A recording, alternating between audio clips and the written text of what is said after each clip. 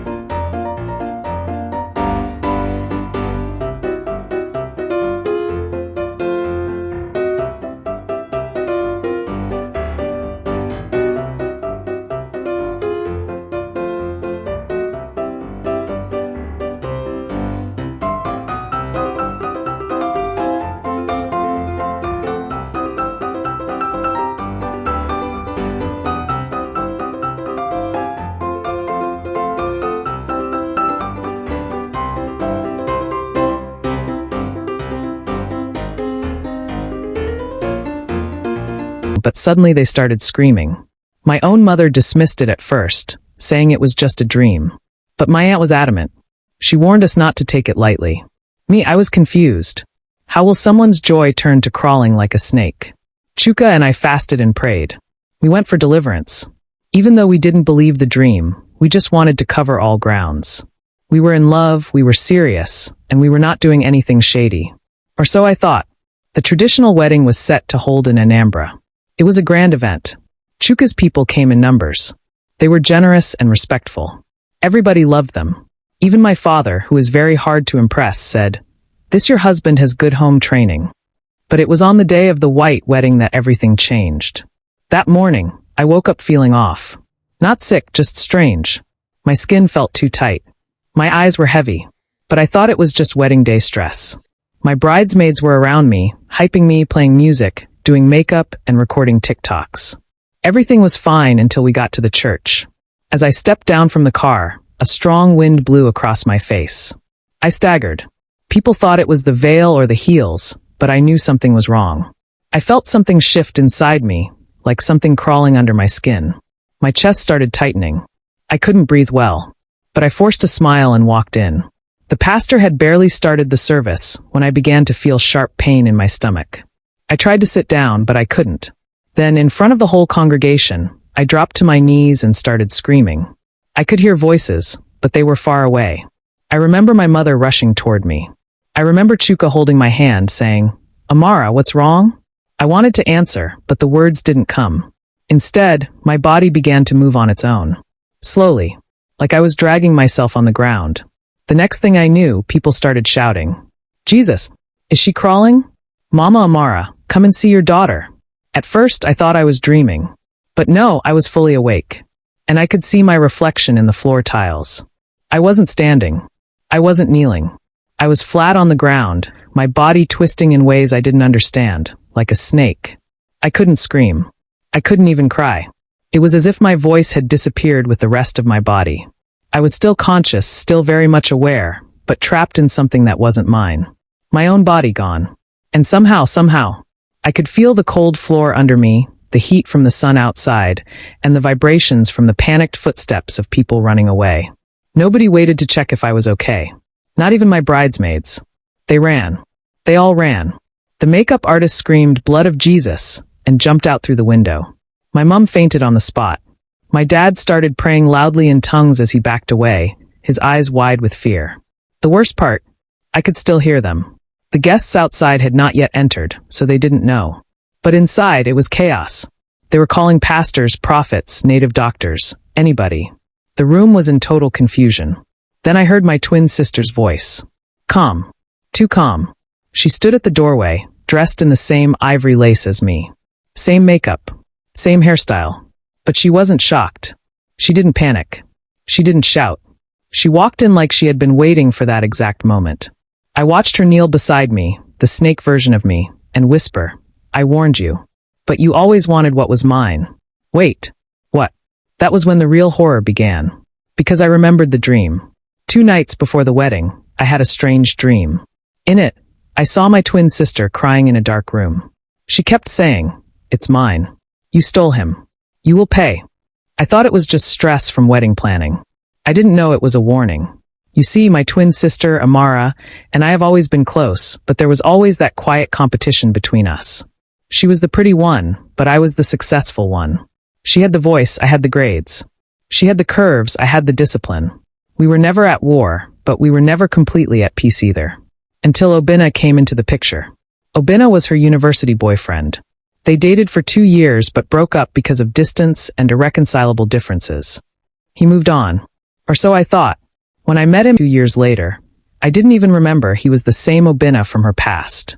I just liked his vibe, calm, intentional, God-fearing. He said he was single. We started talking. Things moved fast. The day I introduced him to my family, Amara acted normal. She smiled. She even complimented his shoes. I thought everything was fine. I didn't know she had gone to a spiritualist. I didn't know she had sworn that if she couldn't have him, no one else would. Especially not me. That morning, on the day of my wedding, she had sprinkled something in my bath water. She hugged me tight and said a prayer for me before I wore my dress. She helped me zip it up, adjusted my veil, and said, "You look stunning, sis." She had prepared the moment perfectly.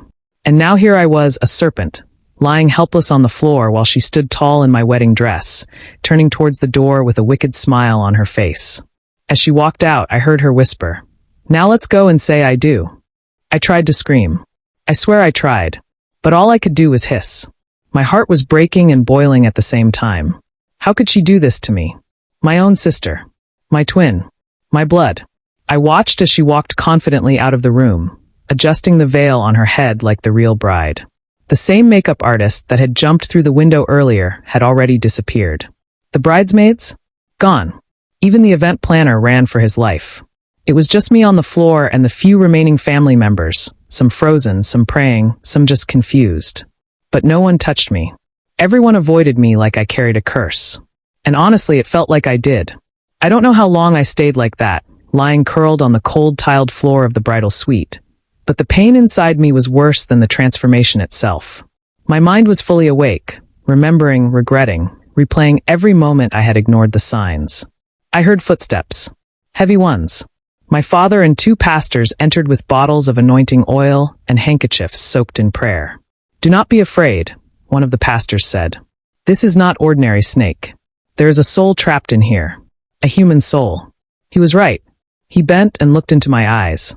"If you can hear me, nod." I nodded. Everyone gasped. Mummy, who had woken up and was now sitting on the couch, began crying.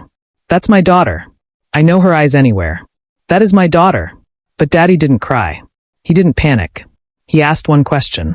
"Where is her sister?" Everyone looked around. No one had seen Amara since the chaos. Then someone came in. My cousin. Panting, sweating, eyes red. He said, "They're at the altar." "Who?" "Amara and Obinna." She told the priest the bride fainted, and she was asked to step in. Mummy screamed. Daddy dropped the bottle of oil. The younger pastor asked, "You mean she's about to marry her sister's fiancé?" The whole room erupted into noise. Me? I was frozen. I couldn't cry. I couldn't scream. I could only feel rage. Deep, pure rage. Obinna didn't know. He didn't know he was marrying the wrong woman. And even if he sensed something off, Amara was my twin. She could copy my laugh, my voice, my mannerisms. She had done it all her life. She was always pretending to be me when we were kids, at school, at home, even at church. Now, she was about to do it for real, permanently. They all ran out. Daddy, Mummy, the pastors. But me? I was stuck. Until something strange happened. The mirror in the room began to shimmer. Not crack, shimmer. Like someone was standing behind it. Then I heard a voice, clear, deep, not male, not female. Just powerful. It said, "Do you want justice or revenge?" What kind of question was that? I wanted to scream both. But all I could do was nod violently. The voice replied, "Then listen carefully. You are not ordinary. You never were. The snake is just the beginning. Suddenly, the floor opened under me. I didn't fall, I sank. Slowly. And before I knew it, I wasn't in the bridal suite anymore. I was somewhere else. Somewhere dark. Somewhere ancient. There were symbols on the walls, glowing faintly. It looked like a temple, but one I had never seen before. Then I saw a woman. Or maybe not a woman, something divine. Her eyes were like burning stars. She said, "Your sister broke the bond of twins. That action has consequences. But you, if you accept your new identity, you will not only take back what's yours, you will awaken a bloodline that has been silent for centuries." I hissed again, not from fear, but from something deeper. Like something inside me had snapped open. "Do you accept?" she asked. This time I didn't nod. I moved. I stretched my body now longer, stronger, and felt my spirit returning. I rose and whispered, "Yes." When I said yes, everything changed. A light burst from the woman's eyes and hit my chest like thunder. I didn't fall. I didn't break. I absorbed it. And just like that, I began to remember. Memories that weren't mine, but still felt like mine. I saw a line of women. Generations of them. All strong. All gifted. All betrayed. I saw a time when twins were not just siblings, but spiritual forces, born for balance. One held light. One held shadow. But if either tried to take the other's portion, the balance would break, and something ancient would rise. That something was now inside me. The goddess, if that's what she was, looked at me and smiled faintly. "Amara has awakened something dark," she said. "But darkness cannot be destroyed. It can only be redirected." Then she reached into her chest and pulled out a glowing orb, pulsing like a heart. She placed it on my forehead and whispered, "Rise, daughter of Nsoani." Boom. I woke up. But not in the bridal suite. Not in that ancient temple either. I was in the church. The same church where my wedding was supposed to take place. But I wasn't lying on the floor this time. I was standing at the entrance, fully human, dressed in black, head uncovered. People turned and gasped. Some pointed. Some screamed. Some even ran. But I walked forward slowly, eyes locked on the altar. And there, standing like a thief in my crown, was Amara. Wearing my dress. Holding my bouquet. Smiling at my husband. Obinna hadn't seen me yet. His back was turned. The priest was just about to pronounce them husband and wife. Amara saw me first. Her smile dropped. Her hands began to shake. I didn't say a word. I didn't need to. My presence was louder than any scream. Suddenly, Obinna turned, maybe to check on her. That was when he saw me. His face went pale. Then confused. Then terrified. "Chioma," he whispered. Amara tried to pull him back. "Don't listen to her. It's a trick. She's not." But before she could finish, the church doors slammed shut. Boom. Everyone screamed. The chandeliers shook. The floor beneath the altar cracked slightly. Then, out of nowhere, my voice echoed through the building. Not from my mouth. From everywhere. "You broke our bond, Amara. On the day meant to crown me, you cursed yourself." Amara dropped the bouquet. People ran. The priest fainted.